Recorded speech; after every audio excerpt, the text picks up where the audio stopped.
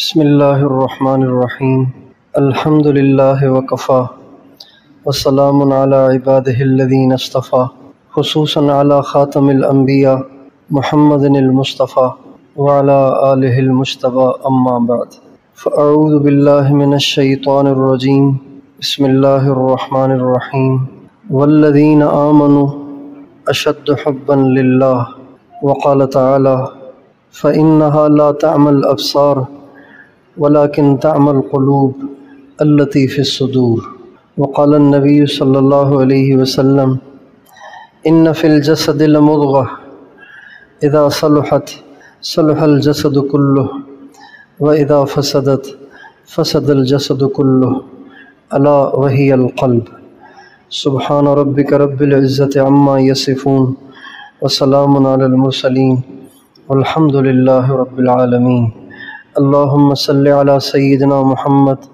وعلی آل سیدنا محمد وبارک وسلم۔ دنیا کا ہر مسلمان اس بات کی خواہش ضرور رکھتا ہے کہ وہ دین پر چلے اور اللہ کو راضی کرے۔ ہر مسلمان برائی کو برائی سمجھتا ہے اور اللہ کی عبادت اور اللہ اور اس کے رسول کی اطاعت کو نیکی سمجھتا ہے، لیکن کوئی ایسی رکاوٹ ہے کہ جس کی وجہ سے اس سے دین پر چلا نہیں جاتا، گناہوں سے بچا نہیں جاتا، اللہ اور اس کے رسول کی اطاعت کی نہیں جاتی۔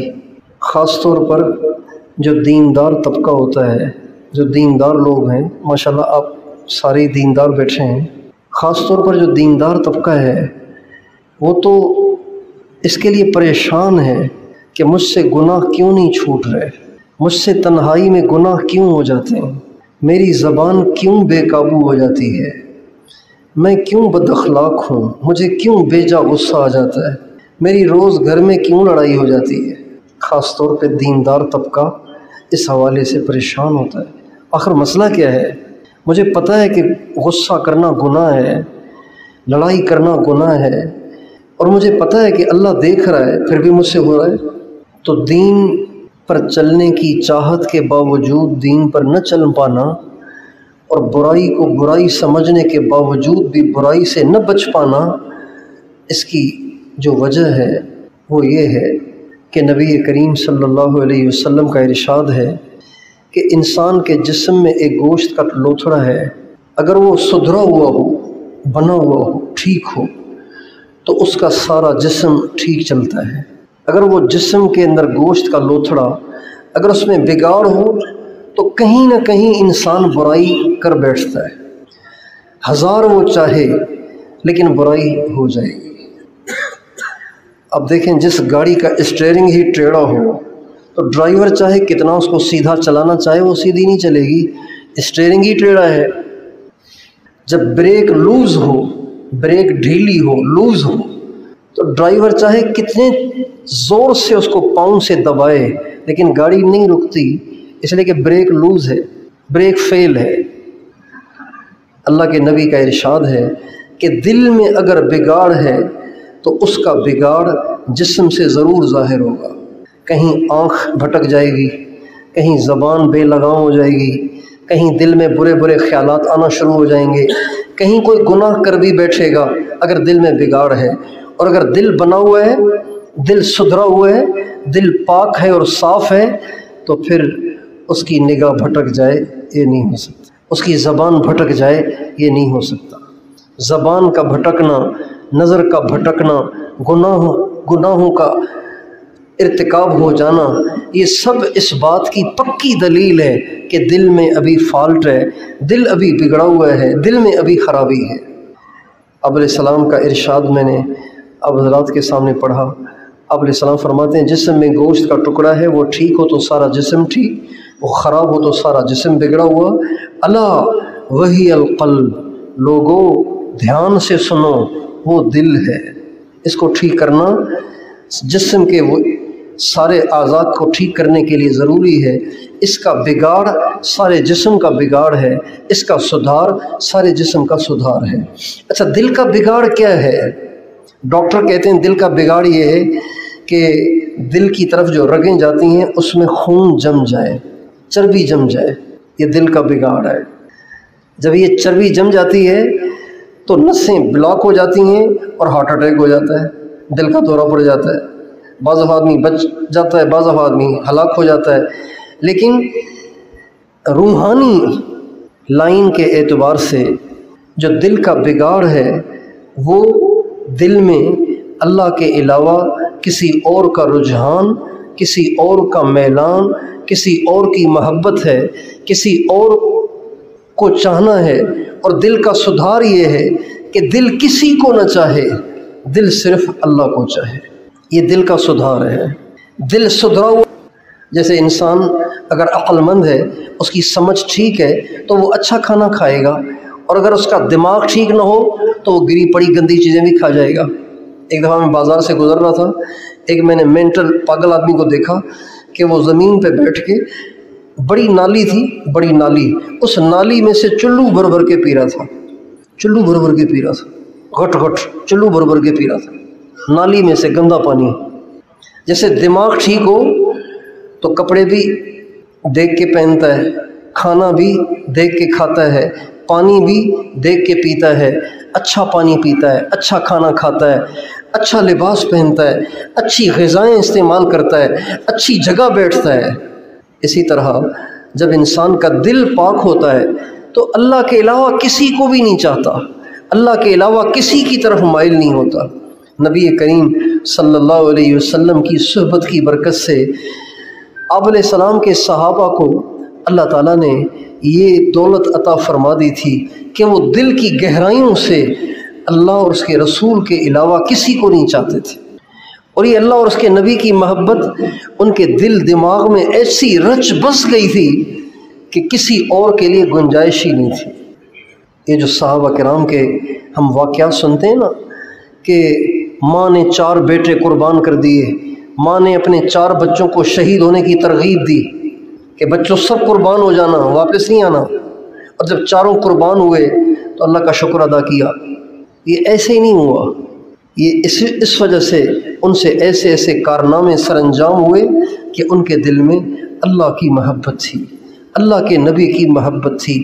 آج دیندار طبقہ تھوڑا نہیں، کافی سارا ہے، کافی سارا دیندار طبقہ ہے، لیکن یہ دیندار طبقہ بھی اپنے آپ سے مطمئن نہیں ہے۔ یہ دیندار طبقہ بھی، ان کی خلوتیں بھی ابھی محفوظ نہیں ہیں، ان سے بھی گناہ ہو جاتے ہیں، ان کی زبانیں بھی ان کے قابو میں نہیں رہتی، ان کی نگاہیں بھی ان کے قابو میں نہیں رہتی، ان کے دل کے جذبات بھی ان کے قابو میں نہیں رہتے، اس لیے کہ دل ابھی گندا ہے، اس لیے گندگیوں کی طرف مائل ہوتا ہے۔ اگر یہ دل پاک صاف ہو تو پھر پاک صاف دل کبھی گندگی کی طرف مائل نہیں ہوتا۔ اس لیے اگر پورے دین پر چلنا ہے نا، پورے دین پر چلنا ہے، اللہ کی ہر نافرمانی سے بچنا ہے، تو اپنے دل میں اللہ کی محبت کو پیدا کرنا ہوگا۔ یہ محبت جتنی شدید ہوگی دین میں اتنی شدت ہوگی، دین میں اتنی مضبوطی ہوگی، دین میں اتنی استقامت ہوگی، اور یہ محبت جتنی کمزور ہوگی دین اتنا پھس پھسا اور بے جان اور کمزور ہوگا۔ اس وقت ہم جو دیندار طبقہ ہے وہ اپنے دین کا جائزہ لے کہ ہمارے دلوں میں دین کی اہمیت کتنی ہے۔ ایک بزرگ تھے حضرت شیخ الحدیث مولانا محمد زکریا صاحب رحمۃ اللہ علیہ نے ان کا واقعہ لکھا ہے کہ ان کے بیٹے کا انتقال ہو گیا، بیٹے کے انتقال کے بعد تجہیز و تکفین میں دیر ہو گئی اور ان کی جماعت نکل گئی، تو بیٹے کا غم تو تھا ہی، لیکن جب جماعت نکل گئی نا تو یہ جماعت کے نکلنے کا غم بیٹے کے مر جانے پر غالب آ گیا۔ بیٹے کا کتنا غم ہوتا ہے، جوان بیٹا مر جائے تو آدمی پاگل ہو جاتا ہے، لیکن جماعت کے نکل جانے کا غم بیٹے کے مر جانے کے غم پہ غالب آ گیا۔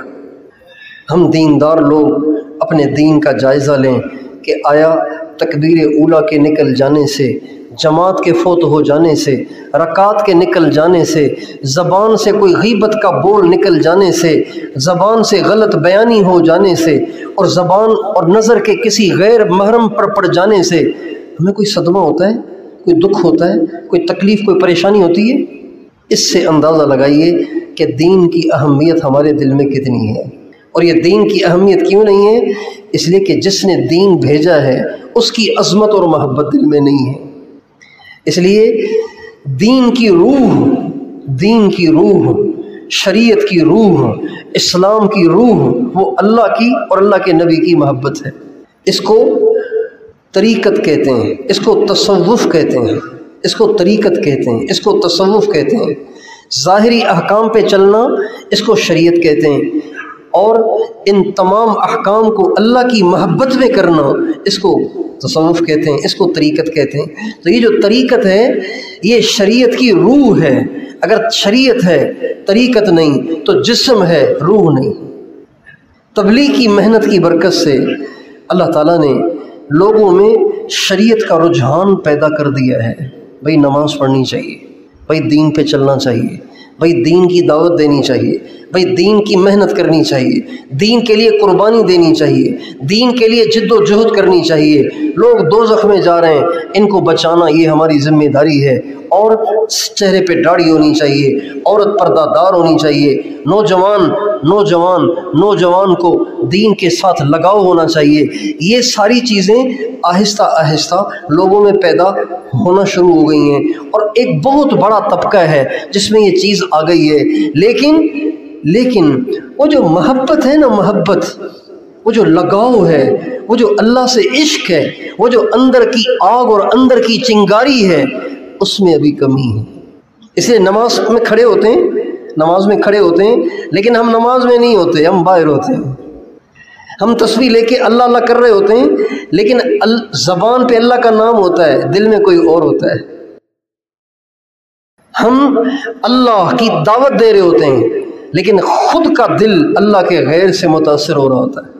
کسی بڑی گاڑی والے کے پاس، کسی بڑے بنگلے والے کے پاس گئے، اب اس کو کہہ رہے ہیں اللہ سے ہوتا ہے، اللہ کے غیر سے نہیں ہوتا، لیکن ساتھ ساتھ یار گاڑی بڑی زبردست ہے، بنگلہ بڑا عالی شان ہے، یار اس کے تو مزے ہیں، دنیا بھی جنت آخرت بھی جنت۔ اس لیے کہ ابھی اللہ پاک سے دیوانگی کے درجے میں ہمیں محبت نہیں ہے۔ ہماری بچیاں، ہماری بیٹیاں، ہماری بہنیں مدرسوں میں پڑھنا شروع ہو گئی ہیں۔ پہلے لڑکیوں کے مدرسے نہیں ہوتے تھے، لڑکوں کے مدرسے ہوتے تھے۔ اللہ تعالیٰ نے عورتوں کو بھی علم دین سکھانے کا انتظام کر دیا۔ ہر جگہ مدرسے بن گئے، ہر جگہ بچیاں پڑھ رہی ہیں، حافظہ بن رہی ہیں، عالمہ بن رہی ہیں اور برقع اوڑھ رہی ہیں۔ لیکن وہ جو شریعت کی روح ہے، یعنی اللہ سے محبت، اللہ سے لگاؤ، جب دعا کے لیے ہاتھ اٹھیں تو آنکھوں سے آنسو برسنا شروع ہو جائیں۔ جب جنت کا تذکرہ ہو تو جنت کے حاصل کرنے کو دل کرے، جب جہنم کا تذکرہ ہو تو دل کانپنا شروع ہو جائے، جب اللہ کا تذکرہ ہو تو جسم پہ کپ کپی شروع ہو جائے۔ یہ والی کیفیت ابھی ہم میں نہیں آئی، اور اسی کے حصول کا نام تصوف اور طریقت ہے۔ نبی کریم صلی اللہ علیہ وسلم کے صحابہ جو کچھ کرتے تھے تو وہ فارملٹی نہیں ہوتی تھی، وہ ماحول کا اثر نہیں ہوتا تھا۔ بہت سے لوگ نماز پڑھتے ہیں اس لیے کہ گھر میں نماز کا ماحول ہے، نماز پڑھتے ہیں اس لیے کہ بچپن سے ابا نے نماز پڑھنے کی عادت ڈال دی تھی۔ بہت سی عورتیں پردہ کرتی ہیں اس لیے کہ ہمارے معاشرے میں پردہ ہے، لہٰذا ان کو پردہ کرنا ہوتا ہے۔ ہم نے دیکھا ہے کہ بہت سی عورتیں ایسی ہوتی ہیں جو اپنے شہر میں پردہ کرتی ہیں، جب بڑے شہروں میں جاتی ہیں نا شاپنگ کرنے کے لیے تو پردہ اتار دیتی ہیں، اس لیے کہ برقع جو اوڑھ رہی ہیں نا اپنے شہر میں، وہ تو وہاں کے لوگوں سے اپنے آپ کو چھپانے کے لیے، بدنامی سے بچنے کے لیے، ماحول ایسا بنا ہوا ہے، اس لیے اللہ کی وجہ سے نہیں کر رہی۔ کتنی عورتیں پاکستان میں برقع اوڑھتی ہیں، پاکستان میں چہروں کو چھپاتی ہیں، پاکستان میں پورا پردہ کرتی ہیں، لیکن جب عمرے پہ جاتی ہیں تو چہرہ کھول دیتی ہیں۔ ارے پاکستان میں چہرہ چھپا ہوا ہے، حرمین میں چہرہ کھلا ہوا ہے، توبہ۔ کیوں؟ اس لیے کہ دیکھ رہی ہیں کہ ساری عورتوں کے چہرے کھلے ہوئے ہیں، دنیا جہاں سے عورتیں آتی ہیں ان کے چہرے کھلے ہوئے ہیں، بس انہوں نے اسکارف پہنے ہوئے ہیں، لہٰذا دیکھا دیکھی ہماری جو مشرقی عورت ہے، ہماری جو پاکستانی دیسی عورت ہے، وہ بھی اپنا چہرہ کھول لیتی ہے۔ اس لیے کہ ہم شریعت پر اگر چل بھی رہے ہیں تو اللہ کی محبت میں نہیں چل رہے۔ حضرات صحابہ کرام اللہ پاک کی محبت میں کرتے تھے، اللہ پاک کی محبت میں کرتے تھے، اللہ پاک کی محبت میں کرتے تھے، اللہ کے نبی کی محبت میں کرتے تھے۔ نبی کریم صلی اللہ علیہ وسلم نے ایک لشکر بنایا رومیوں سے لڑنے کے لیے۔ ہمارے نبی نے اپنے ایک صحابی کو بھیجا دعوت نامہ لکھ کر ایک بادشاہ کے پاس۔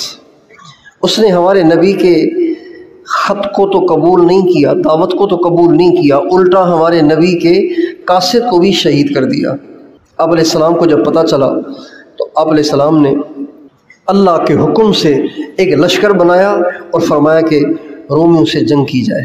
چنانچہ 3000 کا لشکر بنا، اس کا امیر حضرت زید بن حارثہ کو بنایا اور فرمایا اگر وہ شہید ہو جائیں تو ان کا امیر جعفر بن ابی طالب ہوگا، وہ بھی شہید ہو جائیں تو ان کا امیر عبداللہ بن رواحہ بنے گا، وہ بھی شہید ہو جائیں تو مسلمان جس کو چاہیں بنا لیں۔ جب یہ لوگ نکلنے لگے تو مسلمان ان کو رخصت کرنے کے لیے نکلنے لگے، اور مسلمان آپ علیہ السلام کی باتوں سے سمجھ گئے کہ زید تو اب واپس نہیں آئے گا، جعفر بھی واپس نہیں آئے گا، عبداللہ بھی واپس نہیں آئے گا، تو ان سے ملنے، ان کو رخصت کرنے کے لیے آگے تک چلے گئے۔ جب رخصت کرنے والے رخصت کرنے لگے تو رخصت کرنے والوں نے دعا دی اللہ خیر سے لے جائے، خیر سے لے، خیر نال جا تے خیر نال آ، خیریت سے جاؤ خیریت سے آؤ۔ انہوں نے دعا دی۔ جب انہوں نے دعا دی نا تو عبداللہ بن رواحہ نے کہا ہمیں یہ دعا نہ دو کہ خیریت سے واپس آؤ، ہمیں یہ دعا دو کہ اللہ ہمیں شہادت کی موت دے دے۔ وَلَكِنَّنِي أَسْأَلُ الرَّحْمَنَ مَغْفِرَةً وَضَرْبَةً، میں اللہ پاک سے اس کی دعا نہیں کرتا ہوں، نہ مجھے یہ خواہش ہے کہ میں سلامتی سے واپس آؤں، میری خواہش تو یہ ہے کہ کوئی دشمن مجھے ایسا برچھا مارے کہ میری آنتوں کو چیرتا ہوا نکل جائے اور میں اللہ کے حضور پہنچ جاؤں۔ بتائیے صحابہ کرام کا دین پہ چلنا فارملٹی تھا یا اللہ کی محبت میں تھا؟ اللہ کی محبت میں تھا۔ ابھی یہ روانہ ہوئے، حضرت زید شہید ہو گئے۔ جب حضرت زید شہید ہوئے تو اعلان ہوا کہ بھئی زید شہید ہو گئے، جعفر کہاں ہے؟ حضرت جعفر نے جھنڈا لیا۔ اب جب جھنڈا لیا، اچھا مسلمان تھے صرف 3000 اور کفار تھے 1,00,000، اتنی بڑی جمعیت کا مقابلہ۔ اگر صرف فارملٹی ہو تو کہیں گے بھئی آنے کا فریضہ ادا کر دیا ہم نے، اب آگے ہمارے بس کی بات نہیں، لہذا استغفار کے ساتھ واپس چلو۔ یوں نہیں کہا، بلکہ اللہ کے نبی نے بھیجا ہے تو جس کام کے لیے بھیجا ہے وہ کر کے رہنا ہے، چاہے 1000 سے کیوں نہ لڑنا پڑے۔ چنانچہ حضرت جعفر آگے بڑھے۔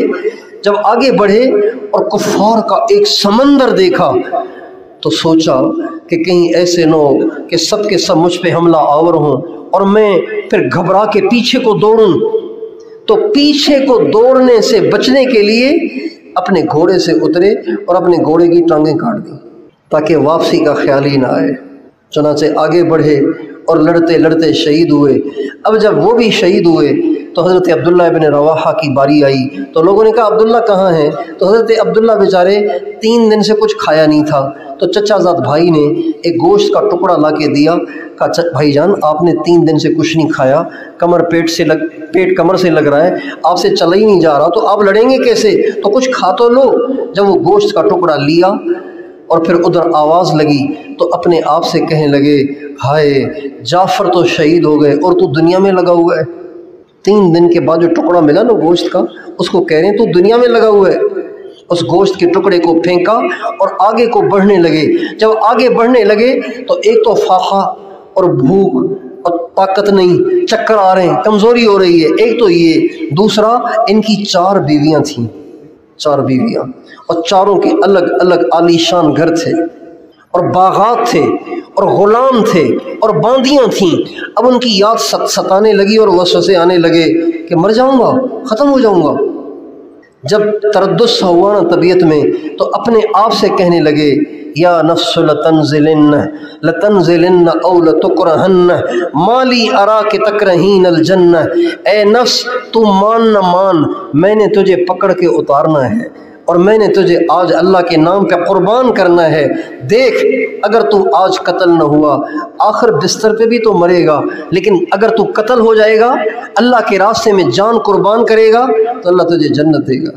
یا حبذا الجنت واقترابها طیبۃ ریحها وبارد شرابها والروم روم قد دنا عذابها علي إذ لاقيتها ضرابها يا حبذا الجنة واقترابها طیبۃ ریحها وبارد شرابها. ہائے جنت کتنی خوبصورت ہے، ایسے جیسے آنکھوں سے دیکھ رہے ہو. ہائے جنت کتنی خوبصورت ہے، کتنا ٹھنڈا ہے اس کا پانی، کتنی خوشبودار ہیں اس کی ہوائیں. روم پر اللہ کی پکڑ آ گئی ہے، لہٰذا مجھے بھی چاہیے کہ آگے بڑھ کر میں بھی ان کا صفایا کروں. یہ کہہ کر آگے بڑھے اور لڑتے لڑتے شہید ہو گئے. غزوہ بدر کا موقع تھا اور مسلمان 313 تھے، ادھر 1000 کا لشکر جرار تھا. صحابہ پریشان تھے، اللہ کے نبی پریشان تھے کہ کیا ہوگا. تو آپ علیہ السلام نے صحابہ کو بٹھا کے فجر کی نماز آپ نے سارے صحابہ کو پڑھائی. ایک درخت کی جڑ میں آپ کھڑے ہوئے، سارے صحابہ نے آپ کے پیچھے صفیں بنائیں. فجر کی نماز ہوئی. فجر کی نماز کے بعد آپ نے چند منٹ اپنے صحابہ کو اللہ کے نام پہ جان دینے کی ترغیب دی. اس میں آپ نے فرمایا قوموا الی جنت ارضها السماوات والارض اعدت للمتقین. بڑھو اس جنت کی طرف جس کی چوڑائی زمین آسمان کے برابر ہے اور وہ متقیوں کے لیے بنائی گئی ہے. تو سب کے سب صحابہ اپنی جانیں قربان کرنے کے لیے تیار ہو گئے چند جملوں میں. آج ہم سب کے لیے دین پہ چلنا، گناہوں سے بچنا ایک مشکل مسئلہ بنا ہوا ہے، اس لیے کہ دل اللہ کی محبت سے خالی ہے، جنت کے شوق سے خالی ہے، اللہ کے نبی کی محبت سے خالی ہے. اور جب دل خالی ہو تو پھر انسان کرنا بھی چاہے تو نہیں کر پاتا. اس لیے میرے دوستو، یہ جو اللہ کی محبت ہے نا، یہ دین کی روح ہے، یہ دین کی بنیاد ہے. آج ہمارے دلوں میں دنیا کی محبت ہے، اللہ کے غیر کی محبت ہے. اس لیے ہماری مائیں بھی اپنے بچوں کے دلوں میں اللہ کی عظمت اور بڑائی نہیں بٹھاتی، بلکہ ہماری مائیں بیٹیاں بھی اپنے بچوں کے دلوں میں پیسہ کمانے کا شوق پیدا کرتی ہیں. اچھے اچھے اسکولوں میں پڑھاتے ہیں اس لیے کہ بچہ بڑا افسر بنے، بچہ زیادہ پیسے کمانے والا بنے. لیکن اگر انہی ماؤں کے دلوں میں اللہ کی محبت ہوتی تو کبھی بھی اپنے بچوں کو پیسے کی مشین نہ بناتی، بلکہ یہ مائیں اپنے بچوں کو اللہ پاک کے نام پہ قربان ہونے کی ترغیب دیتی. میرے دوستو، یہ ایمان کی بنیاد ہے، اللہ کی محبت یہ ایمان کی بنیاد ہے. اللہ تعالیٰ نے قرآن پاک میں ایمان والوں کی بہت سی صفات بیان کی ہیں. ایمان والے نماز قائم کرتے ہیں، ایمان والے زکوٰۃ دیتے ہیں، ایمان والے متواضع ہوتے ہیں، ایمان والے کسی سے الجھتے نہیں، ایمان والے کسی سے لڑتے نہیں، ایمان والے اللہ کا نام سنتے ہیں تو ڈر جاتے ہیں، ایمان والے قرآن پڑھتے ہیں تو ان کا ایمان بڑھ جاتا ہے. ایمان والے ان کی صفات اللہ نے بیان کی ہیں. لیکن قرآن پاک میں ایک جگہ اللہ تعالیٰ نے ایمان والوں کی صرف ایک صفت بیان کی ہے، صرف ایک. ایمان والے کون ہیں؟ وہ ہے، بس ایک بات کی ہے اللہ نے. اب سوال پیدا ہوتا ہے کہ کہیں تو اللہ نے اتنی لمبی تفصیل بیان کی ہے، انما المؤمنون الذین اذا ذکر اللہ وجلت قلوبهم واذا تلیت علیہم آیاتہ زادتہم ایمانا وعلی ربہم یتوکلون. چلتے جاؤ ایمان والوں کی صفات. لیکن اس آیت میں اللہ تعالیٰ نے صرف ایک وصف بیان کیا ہے. وہ ایک وصف ایسا ہے جو ان سارے اوصاف کو جامع ہے، ان سارے اوصاف پر غالب ہے. وہ پتہ ہے کون سا وصف ہے؟ اللہ تعالیٰ فرماتے ہیں والذین آمنوا اشد حبا للہ. ایمان والے جو ہوتے ہیں نا، وہ اللہ پاک سے شدید محبت کرتے ہیں. شدید، ابھی الفاظ نہیں ہیں، یہ حقیقت ہے.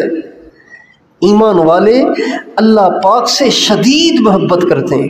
یعنی دوسرے الفاظ میں یوں کہیں کہ ایمان والے اللہ کے دیوانے ہوتے ہیں، اللہ کے دیوانے ہوتے ہیں. اور جو کوئی کسی کا دیوانہ ہوتا ہے نا، تو اس کے لیے اپنے محبوب کا حکم بوجھ نہیں ہوتا، بلکہ وہ انتظار میں ہوتا ہے کہ محبوب کچھ کہے اور میں کروں. حضرات صحابہ کرام انتظار میں ہوتے تھے کہ اللہ کا حکم آئے اور ہم اس کو پورا کریں. پردے کا حکم نازل ہوا، پہلے پردہ نہیں ہوتا تھا، पर्दा नहीं होता था। पर्दे का हुक्म नाजिल हुआ। जब कभी भी कोई हुक्म नाजिल होता तो आप अलैहिस्सलाम किसी ऊंची आवाज़ वाले सहाबी को खड़े होकर फरमाते कि खड़े होकर किसी ऊंची जगह पर ज़ोर से ये आयत पढ़ो और बताओ कि ये अल्लाह का हुक्म है। वो आयत कानों में पढ़ते ही सहाबा अमल शुरू कर देते थे। अम्मा आयशा रज़ी अल्लाह अन्हा फरमाती हैं, अल्लाह अंसार की औरतों पे रहम करे, जब ये पर्दे की आयत नाजिल हुई और पर्दे की आयत को ज़ोर से पढ़ा गया तो वो औरतें जो गलियों में थीं, घरों में नहीं थीं, गलियों में थीं, तो चूँकि मदीने की औरतें काश्तकार औरतें थीं, तो काश्तकार औरतें जो होती हैं ना, वो अपनी कमर पे कपड़ा बांधती हैं। तो अम्मा आयशा फरमाती हैं, अल्लाह अंसार की औरतों पे रहम करे, जब वो पर्दे की आयत नाजिल हुई और वो अभी गलियों में थीं, रास्तों में थीं, जो ही उनके कान में पर्दे की आयत की आवाज़ पड़ी तो उन्होंने कमर से कपड़ा खोल के उसी वक्त अपने चेहरे को छुपा लिया। ये नहीं कहा कि अब घर जाएंगी फिर जाके पर्दा कर लेंगे। उसी वक्त एक कदम भी अल्लाह की नाफरमानी का नहीं उठाना। इतना कोई तभी मानेगा ना जब अगले पे वो फरिश्ता हो, इतना कोई तभी मानेगा ना जब वो अगले का दीवाना हो, इतना कोई तभी मानेगा ना जब अगले से उसको शदीद मोहब्बत हो। आप माँओं की मिसाल देखें कि माएँ अपने बच्चों के लिए क्या क्या कुछ करती हैं। सारा दिन मेहमान आते जाते रहे और माँ सारा दिन मसरूफ़ रही, आराम का मौका नहीं मिला, रात को भी देर तक काम काज करती रही, अपने घर के काम करती रही, रात के 12 बज गए, अभी थकी थकाई लेटी ही थी कि 2 बजे बच्चे ने चीखना शुरू कर दिया, अम्मी पेट में दर्द है, अम्मी पेट में दर्द है। आप क्या समझते हैं कि वालदा उस वक्त क्या कहती है, कम वक्त सारा दिन तो मुझे सोने का मौका नहीं मिला, मुश्किल से अभी मुझे नींद आई थी, फिर तुझे पेट में दर्द शुरू हो गया? कभी भी ये नहीं कहेगी, बल्कि 2 बजे भी अपने बच्चे की तकलीफ को देखकर ऐसे बशाशत से उठ के उसकी खिदमत करेगी जैसे ये बॉस हुई है। क्यों? मोहब्बत है। ग़ज़वे उहद में 70 सहाबा शहीद हुए, अक्सर ज़ख्मी हुए। अल्लाह के नबी शदीद ज़ख्मी हैं, आप तो बेहोश भी हो गए थे, इतने ज़ख्मी हुए और अब वापस आ रहे हैं। मदीने में पहुँचे, अभी मदीने में पहुँचे ही थे, मदीने में दाखिल ही हुए थे कि जिब्रील आ गए, या रसूल अल्लाह जितने आपके साथ ज़ख्मी हैं इनसे कहें कि दोबारा वापस चलो, अबू सुफियान के लश्कर से दोबारा लड़ना है, कोई नया नहीं जाएगा। यही ज़ख्मी थके थकाए थकन से चूर जो साहबा है ना, इन्होंने वापस जाना है। अल्लाह के नबी ने कहा जो ग़ज़वे उहद में शरीक थे और अब ज़ख्मों से चूर हैं, यही वापस चलो। इनमें ऐसे ज़ख्मी भी थे जो उठवा के आ रहे थे, ये उठवा के वापस जा रहे हैं। किसी सहाबी ने उफ नहीं की, या रसूल अल्लाह कुछ तो रहम करें, खुदा का खौफ करें, कुछ तो रहम करें, ज़ख्मों से खून बह रहा है, चला जा नहीं रहा, मुश्किलों से हम मदीने पहुँचे हैं, ये सारे रिश्तेदार हमें लेने आए हुए हैं, कुछ तो खुदा का खौफ करें यार। अभी हमारी चिल्ले से हमारी वापसी हुई तो वापसी की बात में बैठे हुए थे, तो वापसी की बात वाले मौलाना साहब ने कहा कि भाई रास्ते में 3 जगहों पे काम करते जाओ, 3 जगहों पे काम करते जाओ। तो मैंने कहा मैं तो वापस जा नहीं रहा, आप लोग बैठ के तरतीब बनाओ कि अभी 3 जगहों पे काम करना है। साथी ने कहा बहुत अच्छा। साथी बैठ गए आपस में कि 3 जगहों पे काम करके वापस जाना है। अब इन्होंने 3 जगह आपस में तय कर ली, काम करके वापस जाना है। तो एक नया साथी अमी साहब से कहने लगा, अमी साहब खुदा का खौफ, 40 दिन लगा दिए, अभी फिर रास्ते में फिर तबलीग।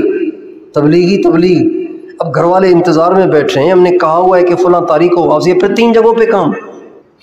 किसी एक सहाबी ने नहीं कहा हुजूर चलने की ताकत भी तो हो ना, आप इतना तो वज़न न डालें कि फिर हमसे उठ ही न सके। एक सहाबी ने नहीं कहा। ज़ख्मी हैं, ज़ख्मों से चूर हैं, औरों के कंधों पे उठाए जा रहे हैं, लेकिन सरकार का हुक्म आया तो चल। निकल जाए दम तेरे कदमों के नीचे, यही दिल की हसरत, यही आरज़ू है। ये हज़रात सहाबा किराम के दिल की तर्जुमानी है, ये अल्लाह के नबी के सहाबा के दिल के जज्बात हैं, ये उनके अंदर का वलवला है कि वो जान बचाना नहीं चाहते थे, वो अल्लाह के नाम पे कुर्बान होने को अपनी साज़िश समझते थे। ये मोहब्बत के बगैर नहीं हो सकता। आप अलैहिस्सलाम के चचाजाद भाई हैं उबैदा बिन हारिस। ये ग़ज़वे بدر میں شہید ہوئے، ٹانگ کٹ گئی ان کی، عتبہ نے حملہ کیا، ٹانگ کٹ گئی، خون بہنا شروع ہوا، لیکن وہاں شہید نہیں ہوئے، تھوڑا سا آگے چل کر راستے میں شہید ہوئے۔ جب شہید ہونے کے قریب ہو رہے تھے، بس اب آخری سانس تھے، تو نبی کریم صلی اللہ علیہ وسلم کے پاس لیٹے ہوئے تھے تو آپ علیہ السلام سے کہنے لگے، یا رسول اللہ میرے بارے میں آپ کا کیا خیال ہے؟ میں شہید تو ہوں نا، ٹانگ کٹ گئی ہے، خون سارا نکل چکا ہے، آخری سانس ہیں، اب بچنے کی کوئی توقع نہیں ہے، اس وقت بھی جو فکر ہے وہ یہ کہ حضور میں شہید تو ہوں نا، آپ کیا فتویٰ دیتے ہیں میرے بارے میں؟ الست شہیدہ، کیا میں شہید ہوں؟ چونکہ ان کو گمان ہو رہا تھا کہ میں وہاں تو شہید ہوا نہیں، میدان میں ہی شہید ہو جاتا، میں تو وہاں سے زخمی ہو کر آیا ہوں اور اب خون نکلنے سے اب شہید ہو رہا ہوں، تو ان کو یہ گمان ہوا کہ شاید میں شہید نہیں ہوں۔ کہنے لگے یا رسول اللہ آپ کیا کہتے ہیں؟ میں شہید ہوں۔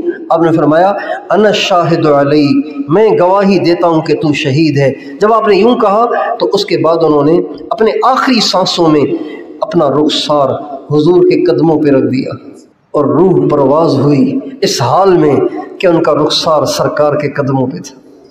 آج ہماری ماں بیٹی کے لیے شرعی پردہ کرنا کیوں مشکل ہے؟ کہتی ہیں باہر تو ہم پردہ کرتی ہیں، کزن سے نہیں ہوتا، دیور سے نہیں ہوتا، بڑا مشکل ہے۔ بھائی مشکل کیوں ہے؟ اس لیے مشکل ہے نا کہ اللہ کی محبت نہیں ہے دل میں، ورنہ محبت ہوتی تو مشکل سے مشکل قدم اٹھانا آسان تھا۔ نوجوان کہتے ہیں داڑھی نہیں رکھی جاتی، حضور سے محبت بہت ہے، داڑھی نہیں رکھی جاتی ورنہ کوئی رشتہ نہیں دے گا، کہے گا کوئی مولوی ہے اس کو کون رشتہ دے گا، تو کہ نہیں رکھی جاتی؟ ابھی محبت میں نقص ہے، ابھی محبت میں کمی ہے۔ کہتے ہیں ساری نمازیں پڑھتے ہیں، بس فجر جو ہے نا اس میں تھوڑا سا مسئلہ ہوتا ہے۔ بھائی کیوں مسئلہ ہے؟ اسی لیے مسئلہ ہے نا، علامہ اقبال کہتے ہیں ہم سے کب پیار ہے پر نیند تمہیں پیاری ہے۔ اللہ پاک کا ترجمان، اللہ پاک کی ترجمانی کے طور پہ علامہ اقبال کہتے ہیں ہم سے تمہیں تھوڑی پیار ہے، تمہیں تو سونا ہے، نیند کے مزے اڑانے تمہیں ہم سے تھوڑی پیار ہے۔ اٹھا کیوں نہیں جاتا؟ اس لیے کہ اللہ سے محبت نہیں ہے۔ اسی نوجوان کا بچہ اگر رات کو 4 بجے بھی روئے تو دیکھیں اس کی کیسے آنکھ کھلتی ہے، اگر 4 بجے رات کو اس کا پیشاب بند ہو جائے، اسی بچے کو لیے دیکھیں کیسے رکشوں میں ڈال کے کیسے ہسپتال پہنچتا ہے، مسجد میں نہیں آتا، آنکھ نہیں کھلتی، اس لیے کہ اللہ سے محبت نہیں ہے۔ اس لیے میرے دوستو اللہ پاک سے محبت یہ دین کی بنیاد ہے، یہ دین کی روح ہے، اس کے بغیر دین پھسا ہے، اور یہ محبت آتی ہے اہل اللہ کی صحبت سے۔ یہ محبت کوئی بکنے والی چیز نہیں ہے جو کسی دکان سے مل جائے، یہ اللہ والوں کی صحبت سے ملتی ہے۔ نبی کریم صلی اللہ علیہ وسلم کے صحابہ نے کوئی لمبے چوڑے وظیفے نہیں کیے تھے جس کی وجہ سے وہ ایسے دیوانے ہو گئے تھے، بلکہ نبی کریم صلی اللہ علیہ وسلم کی صحبت کی برکت سے اللہ تعالیٰ نے ان کے دلوں میں ایسی محبت بھر دی تھی کہ وہ اپنا سب کچھ لٹانے کو اپنی سعادت سمجھتے تھے۔ حضرت خبیب رضی اللہ تعالیٰ عنہ کو جب پھانسی دی جانے لگی، مشرکین مکہ ان کو پھانسی دینے لگے، تو جس جگہ ان کو پھانسی دی تھی، حضرت خبیب کو جہاں پھانسی دی تھی، وہ جگہ مکہ معظمہ میں حضرت اماں عائشہ کے نام سے مسجد ہے تنعیم میں، جہاں سے عمرہ کرنے والے احرام باندھتے ہیں، بالکل اس کے سامنے ہے وہ جگہ، اور وہاں اب سعودی حکومت نے مسجد بنائی ہے، اس کا نام ہے مسجد توحید۔ یہ جو مسجد توحید ہے نا، چھوٹی سی مسجد ہے، یہ وہ جگہ ہے جہاں حضرت خبیب کو سولی چڑھایا جا رہا تھا۔ جب سولی چڑھانے لگے، ابھی پھندا ان کے گلے میں ڈالنے لگے، تو ابو سفیان نے حضرت خبیب سے پوچھا، خبیب ایک بات تو بتاؤ۔ کہا کیا؟ کہ اگر محمد ہمارے ہاتھ آ جائے علیہ الصلوۃ والسلام اور پھر تیری جگہ ان کو سولی دیں تو تمہیں اس سے خوشی ہوگی؟ تمہاری جگہ ان کو ہم سولی چڑھا دیں، تمہیں اس کی خوشی ہوگی کہ تمہاری جان بچ رہی ہے؟ کہنے لگے کیا کہہ رہے ہو، کیا کہہ رہے ہو، بہت بڑی بات کہہ رہے ہو تم، مجھے یہ بھی گوارا نہیں کہ نبی کریم صلی اللہ علیہ وسلم جہاں پر اس وقت موجود ہیں وہاں پر میرے آقا کے پاؤں میں کانٹا لگے اور اس کانٹا لگنے کے عوض میں میری جان بچ جائے، مجھے یہ بھی گوارا نہیں، میں سولی چڑھ جاؤں گا لیکن اپنے آقا کے قدموں میں کانٹا لگنے کو گوارا نہیں کروں گا۔ اس درجے کی محبت اگر آج عورت کو ہو، آج مرد کو ہو، تو وہ سنت کے خلاف زندگی گزار سکتے ہیں؟ بتائیے۔ ایک مسلمان جب سنت کی خلاف ورزی کرتا ہے، جب اللہ کے نبی کی سنت کو پامال کرتا ہے، جب اللہ کے نبی کی سنت کو ٹھکراتا ہے، تو اللہ کے نبی کی روح کو کیا اذیت ہوتی ہوگی، اس کا ہم اور آپ تصور نہیں کر سکتے۔ تو میرے دوستو، اس محبت کو حاصل کرنے کے لیے ہمیں اہل اللہ کی صحبت کی ضرورت ہے۔